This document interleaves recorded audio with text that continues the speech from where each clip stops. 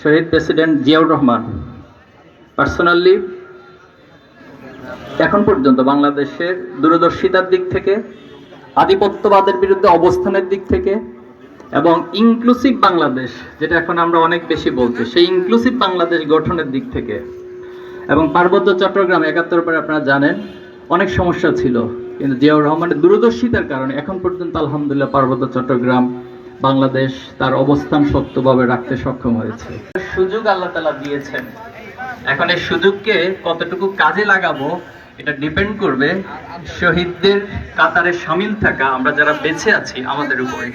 আমরা কি সিদ্ধান্ত নিব, আমরা কিভাবে গড়তে চাই এই বাংলাদেশকে, সেটার উপরে ডিপেন্ড হবে আগামীর বাংলাদেশ কেমন হিসেবে গড়বে। বাংলাদেশ একটি ছোট রাষ্ট্র, কিন্তু অপার সম্ভাবনা। আমরা অনেক সময় নষ্ট করেছি।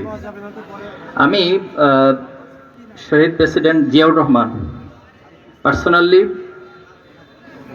এখন পর্যন্ত বাংলাদেশের দূরদর্শিতার দিক থেকে, আধিপত্যবাদের বিরুদ্ধে অবস্থানের দিক থেকে এবং ইনক্লুসিভ বাংলাদেশ, যেটা এখন আমরা অনেক বেশি বলছি, সেই ইনক্লুসিভ বাংলাদেশ গঠনের দিক থেকে এবং পার্বত্য চট্টগ্রাম ৭১ পরে আপনারা জানেন অনেক সমস্যা ছিল, কিন্তু জিয়াউর রহমানের দূরদর্শিতার কারণে এখন পর্যন্ত আলহামদুলিল্লাহ পার্বত্য চট্টগ্রাম বাংলাদেশ তার অবস্থান শক্তভাবে রাখতে সক্ষম হয়েছে।